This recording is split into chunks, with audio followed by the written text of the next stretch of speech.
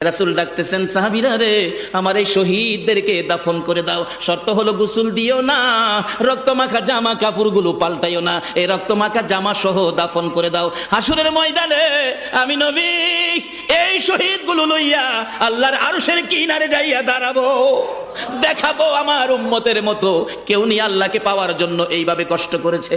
এবার দাফনের কাজ শুরু হলে কিতাব লেখে 69 জনের দাফন শেষ। 70-এর মাথায় আসওয়াদ দূরে পড়ে আছে। আমার নবী 2 কদম সামনে গিয়ে দেখে আসওয়াদ নতুন তরবারি হাতে চিত হয়ে পড়ে আছে, শহীদ হয়ে গেছে। আমার নবী ডাকে, রে আসওয়াদ, মদিনার হুর বিয়ে করতে পাঠাইছিলাম, মদিনার হুর বিয়ে করলি না, যুদ্ধের ময়দানে জীবন দিয়ে বিদায় হলে। আসওয়াদ রে, নতুন তরবারিটা হাতে রে। আসওয়াদ একজন সাহাবী বলেন, হুজুর বিয়ের বাজার করতে এসে আপনি যুদ্ধে গেছেন, খবর পাইয়া বিয়ের বাজারের টাকা দিয়ে যুদ্ধের বাজার করেছে, আসওয়াদ শহীদ হয়েছে। আমার নবী ডাকে, মাবুদ, আমার আসওয়াদকে তুমি কি দিবা গো আল্লাহ?